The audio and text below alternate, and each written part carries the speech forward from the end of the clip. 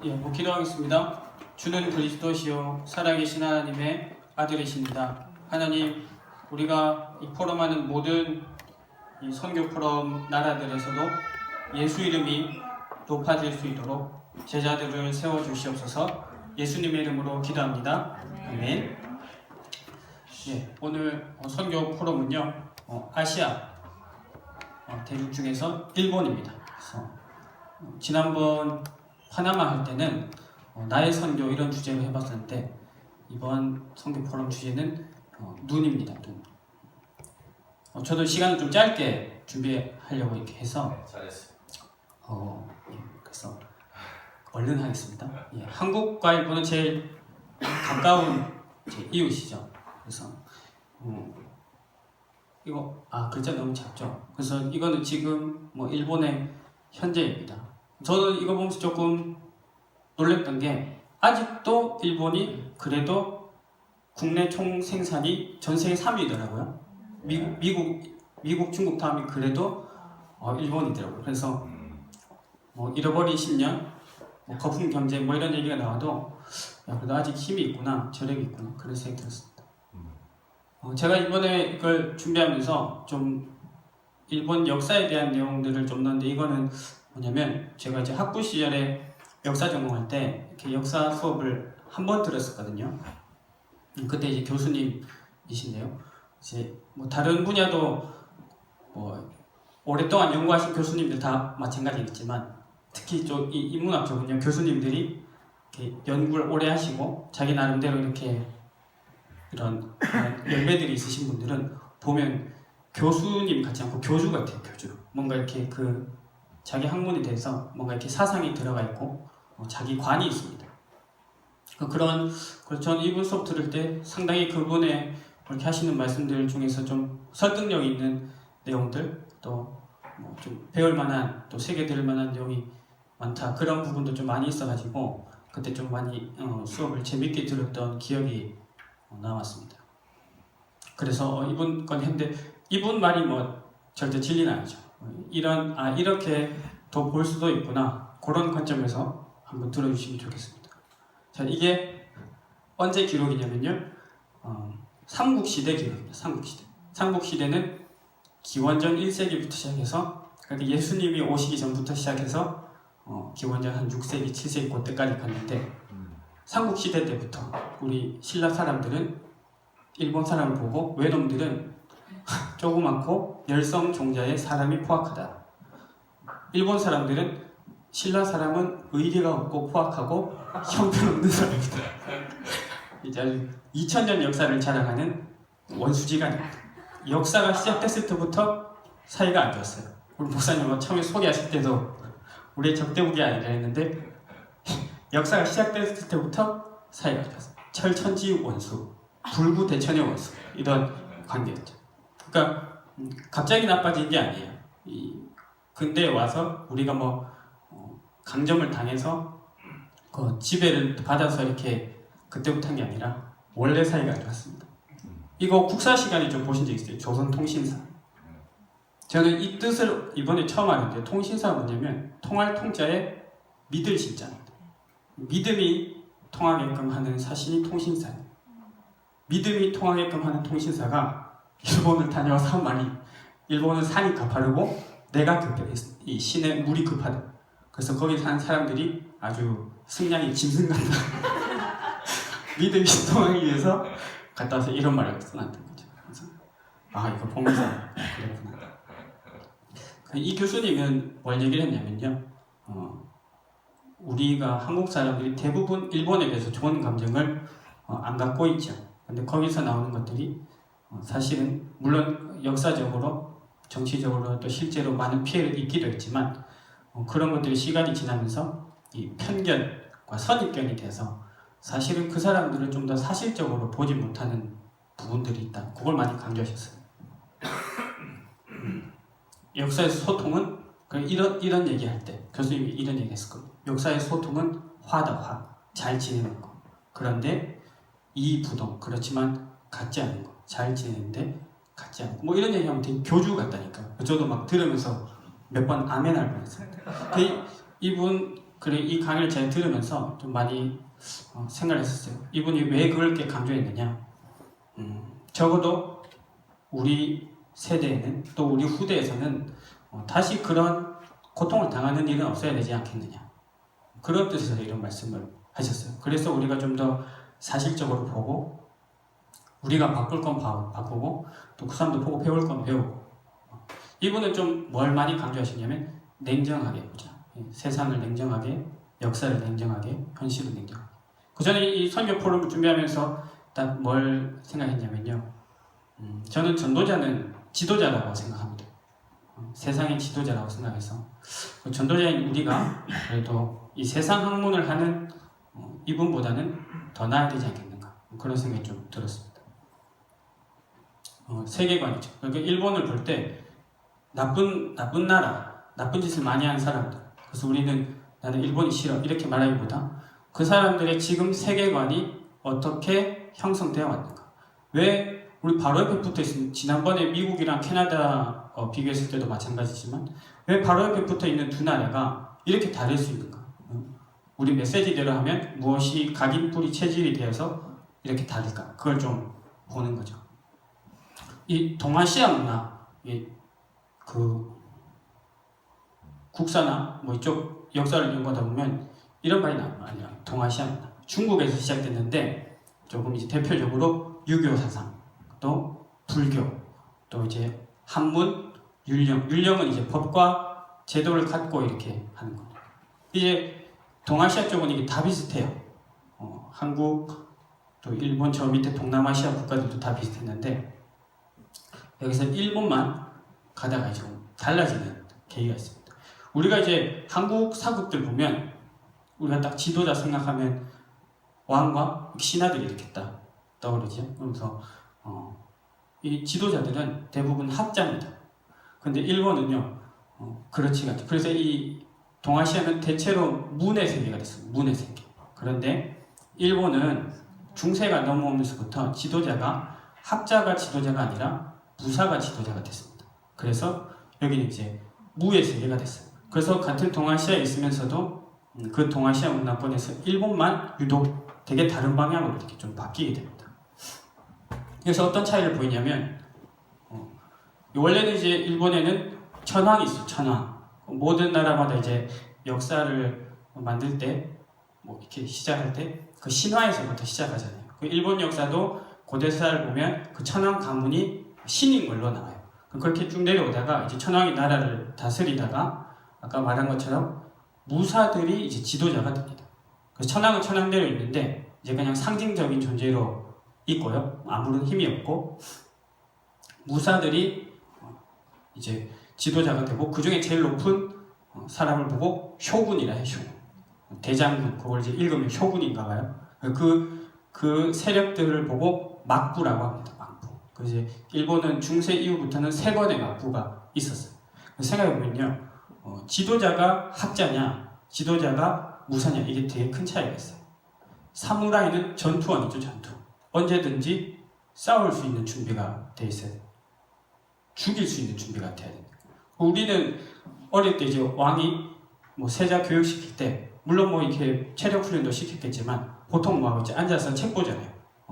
공자맹자, 사서삼경 이런 보는데 이때는 쇼군은 그 자녀를 어떻게 가르치느냐. 어릴 때부터 냉정하게 살상할 수 있는 훈련을 시키고 그러니까 꼭 막 쇼군이라 해서 싸움을 제일 잘하진 않겠죠. 근데 적어도 깡다구, 우리 깡패 세계에서도 그렇듯이 어릴 때는 동물을 죽여보게 하고 그러다 보면 이제 나중에 가서 사람을 배봐야 돼요. 그러면 이 처형장에 가서 시체를 베게 하다가 나중에는 그 처형장에서 이제 그 사형수들을 직접 베게 해요. 그런 식으로 해서 세워진 게 지도자인 거예요. 그러니까 그 세계랑 우리랑 완전히 다르겠죠. 여기서는 이 장원제는 뭐냐면 문의 세계에서는요 나라의 주인이 누구죠? 땅의 주인이 왕이죠. 그래서 이 백성들이 또 신하들 잘하면 땅 좀 나눠주고 거기서 세금을 왕이 받아서 이렇게 나라를 운영하죠. 여기는 어떻게 하냐면 다 자기가 알아서 하는 거예요. 알아서 다 자기 땅인 거예요. 물론 쇼군이 그 왕 땅을 떼주긴 하는데 그 이제 밑으로 내려가면 피라미드처럼 그 밑에 세계는 각각 독립적인 세계가 되는 거예요. 그래서 무의 세계, 문의 세계 이렇게 완전히 이렇게 갈라져 있다. 문의 세계에서는 명분이 중요해요. 명분. 그 범죄와의 전쟁 영화 보셨어요? 최민식 씨가 하정우 씨한테 조진웅 그 나이트클럽을 좀 뺏어야 된다. 네가 좀 쳐달라니까 하정우 뭐라 하죠? 대부님 명분이 없습니다. 이 깡패도 명분이 있어야 되거든요. 한국에서는 깡패조차도 명분이 있어야 돼요. 대의명분. 그리고 명예가 중요하죠. 체면. 그 우리나라 선비들 보십시오. 비와도 걸어가고 세수도 서서 하고 한겨울에 세서 막 이렇게 물이 묻어 있으면 닦지도 않고 물은 마르게 되어 있느니라 그래서. 근데 무의 세계는 뭐냐? 실리예요. 실리. 이거 하면 내가 뭘 얻어줄까? 그리고 승산입니다. 승산. 이거 해서 내가 이길 수 있겠는가? 그게 중요해요. 무의 세계에서 용기는요, 질 것 같은데 붙는 건 용기가 아닙니다. 무의 세계는 여기서 내가 지겠다 싶으면 딱 항복을 할 수 있는 게 여기서는 그게 용기예요. 곤모술수는 뭐냐면 이 목적을 위해선 모든 수단과 방법을 다 동원하는 거죠. 그래서 군대와 시기가 됐을 때 일본 육군사관학교, 일본 해군사관학교에서는요, 그 이제 전략집 같은 게 다 뭐로 돼 있었냐면 정정당당한 것은 다 기습 공격. 어떻게 하면 탁 쳐서 할 것인가. 그러니까 이제 되게 달라지겠죠. 이제 그러니까 문을 여는 근대화에서 되게 큰 차이를 보입니다. 근대화를 누가 먼저 했죠? 일본이 먼저 했는데요. 일본은 옛날부터 이렇게 일본이나 우리나라나 동아시아는 대부분 쇄국이었습니다. 쇄국. 문을 걸어서 갔죠. 물론 그 당시 그 사람들이 우리는 쇄국 정책일세 하면서 그렇게 하지는 않았어요. 쇄국 개국이라는 말 자체가 나중에 역사학자들이 만든 건데 그 당시에서 그게 너무 당연한 거였어요. 이 양념들이 들어오면 안 된다는 거죠. 근데 일본은 뭘 하나 했었냐면 일본 이 열도 밑에 쪽에 나가사키라는 한 지역만 열어줬습니다. 그거를 네덜란드에게만 화단과. 그래서 일본은 이제 네덜란드 사람들이 많이 왔다 갔다 했죠. 열어준 조건은 딱 하나 있었습니다. 뭐냐면 국제 정세를 우리 막부에 알려달라. 그래서 그때쯤 되면서 이제 러시아가 몇 번 일본을 찾아왔어요. 이제 전 세계는 서로 이렇게 통상하고 서로 이렇게 하면서 지낸다. 우리도 이제 문을 열자. 한 3번, 4번 찾아갔는데 일본이 끝까지 문을 안 열었어요. 왜냐면요, 러시아는 되게 신사였거든요. 지금 우리가 생각하면 푸틴, 또 옛날에 스탈린 이런 사람 생각하면 되게 무식한 것 같지만 러시아가 그 당시는 되게 신사적인 문화권이었습니다. 그래서 옛날에 우리 고종 황제가 그 부인 명성황후가 이제 시해됐을 때 어디로 도망갔죠? 러시아군으로 도망갔죠. 왜냐면 그 사람들이 좋았거든요. 착하고. 그 이제 미국에서 이제 페리라는 사람이 소식을 들어요. 그러면서 이 페리라는 사람은 제독이었는데 필리핀에 있었습니다. 근데 이 일본을 열 필요가 있었어요. 왜냐면 이때 다 배로 다니니까 어디든 그런 자기들이 머물 수 있는 근거지가 필요했거든요. 그 일본도 열긴 열어야 되는데 안 여는 거예요. 보니까. 이 사람들이 일본에 대한 책들 같은 걸 보면서 연구를 해요. 이 민족을 파악을 합니다. 이 나라는 쉽게 이렇게 말로 하고 이렇게 친하게 하는 것보다 힘을 보여주는 게 이 사람들의 먹히고. 그래서 배를 2척 끌고 필리핀에서 이렇게 에도로 올라갑니다. 원래는 그 길로 배가 갈 수가 없어요. 물길이 글로 안 흐르거든요. 근데 그때 이제 미국은 증기선이 있었죠. 증기선이 있으니까 바람이랑 상관없이 이제 바로 갈 수 있는. 일본 사람들은 처음 보는 엄청 큰 쇠로 된 검은 배 2척이 자기 앞바다에 와서 대포를 쏴대니까 이제 겁을 먹었던 겁니다. 근데 이렇게 해서 미국의 문을 열어요. 근데 이 사람들이요, 사실 그것만 보고 문을 연 건 아니었습니다. 이 사람들은 아까 말한 것처럼 나가사키에서 네덜란드 사람들 통해서 이렇게 소식을 들었다 했잖아요. 이 사람들은 뭘 알고 있었냐면 10년 전에 1840년에 아편전쟁에서 중국이 영국한테 졌다는 소식을 들었어요. 중국이 졌대. 이 사람들은 그 엄청난 큰 뉴스였죠. 그러니까 이 서강 세력이 보통이 아니라는 걸 알았던 겁니다. 근데 여기서 조금 재밌는 게 있는데요. 우리나라는요, 아편 전쟁이 일어나서 중국이 졌다라는 소식이 왕의 귀에 들어가는 데까지만 8년이 걸렸어요. 그러니까 그만큼 우리 이렇게 완전히 이렇게 닫고 살았던 거죠. 이제 그러면서 이제 지사들이라는 사람들이에요. 지사. 원래 막부가 있었고요. 이 지사들은 뭐냐면 존왕 양이, 왕을 높이고 천황을 다시 이제 옹립하고 양놈들을 몰아냈다. 그래서 이 명분을 갖고 일어선 거예요. 이 사람들이 이제 반란을 일으켰는데 두 번부터는 처음에 깨져요. 근데 이 사람들의 그 냉철함이 어디서 보이냐면, 이 사람들이 누구한테 졌냐면 막부군에 지진 않았어요. 막부군은 뭐 어차피 비슷비슷하니까요. 그러니까 그 일본 원래 전통 부대니까요. 근데 이 유럽에서 온 4개국 연합군에 진 거였거든요. 그걸 보면서 비록 자기들이 거기에 졌지만 그 무기를 보고 저거 배워야겠다고 생각을 한 거예요. 그래서 이제 깨지고 나서 한동안 웅크려 있으면서 다시 전쟁 준비를 하는데, 자기들을 무너뜨린 그 유럽군과 똑같은 무기를 사고 똑같은 제도를 이렇게 해서 교육을 시킵니다. 그때 보통 우리도 뭐 하다 보면 심부름 제일 막내가 하잖아요. 그 제일 막내가 나가사키에 가서 서양 무기를 사왔어요. 그 사온 막내가 누구냐면 우리가 알고 있는 이토 히로부미입니다. 20대 때. 그렇게 해서 이제 이 사람들이 결국은 이제 승리를 해요. 이 사람들이 메이지 천황을 그리고 다시 이제 막부 시대 끝났고 다시 천황이 시작하는 시대다. 그래서 그게 메이지 유신입니다. 이 사람들이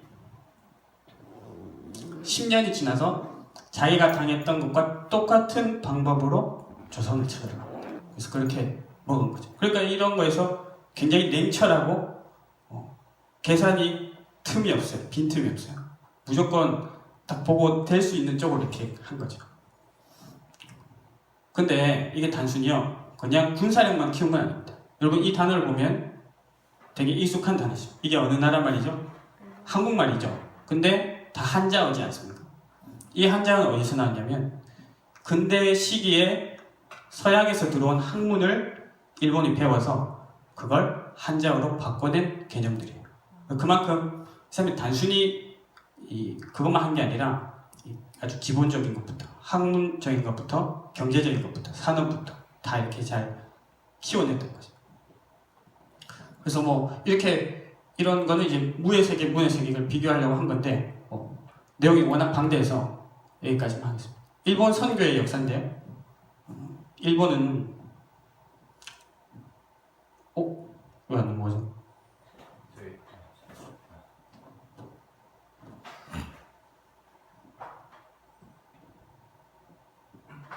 죄송해요. 예. 이 1549년도에 처음에 카톨릭에서 일본에 선교를 가요. 그래서 임진왜란 직전까지 일본에서 카톨릭 신자들이 되게 많았습니다. 근데 도요토미 히데요시가 카톨릭을 이제 박해를 했어요. 그러면서 이제 그 뒤로는 카톨릭이 없어졌어요. 왜 없어졌냐면요. 왜 박해했냐면 나가사키에서 이제 네덜란드 사람들 왔다 갔다 했잖아요. 나가사키에 있는 영주가 카톨릭을 믿은 거예요. 그래서 이 나가사키 탕을 주님께 바칩니다. 그랬더니 이제 도요토미 히데요시가 열받은 거죠. 그래서 카톨릭을 이제 했어요. 그래서 나중에 한 200여 년, 300여 년 지나서 이제 개항을 하고 다시 개신교 선교가 시작됩니다. 근데 일본은 개신교 선교가 시작되고 신학교도 세우고 이런 게 있었는데 이 일본 교회 지도자 중에 무교회주의자가 나와요. 우치무라 간조라는 사람인데, 그러니까 이제 제도권 교회에 대한 뭐 불만이 많아요. 그러다 보니까 일본은 교회가 많이 커지지 못했어요. 현재는 1억 2천만 중에 60만 명, 인구 0.5% 정도로 생각하고 있습니다. 이건 이제 일본 선교사님 자녀인 저희 신학생 동기 형님이 왜 일본에 이렇게 많은 종교가 있을 수밖에 없는가, 그걸 보여준 자료라면서 보내줬는데 무슨 말인지 모르겠더라고요. 하여튼 뭔가 복잡하다 그건 알겠더라고요. 일본은 기본적으로 엄청난 다신교 세계입니다. 다신교. 류 목사님이 종종 이런 얘기를 하시는데 일본에 절대라는 단어가 없다, 이 말씀을 종종 하신 적이 있었어요. 근데 제가 그 형님한테 물어봤어요. 진짜 일본에 절대라는 단어가 없냐. 이제 목사님 조금 헷갈리셨대요. 없는 단어는 절대가 아니라 오직이라는 단어입니다. 오직. 근데 오직을 일본어 사전 치면 나와요. 뭐냐면 타다가 나옵니다. 타다. 근데 이게 우리나라 말로는 사실은 다만, 단지 이 정도의 뜻이에요. 근데 오직이라는 의미를 해석할 수 있는 단어 자체가 없기 때문에 그걸 같이 그렇게 해석을 하는 거죠.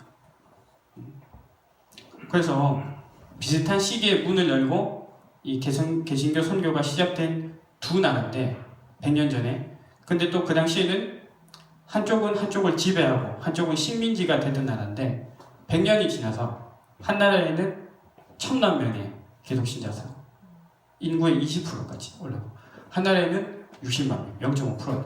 이 속에 또 하나님의 섭리, 또 선교 계획이 있지 않겠는가. 그걸 좀 보게 되더라고요.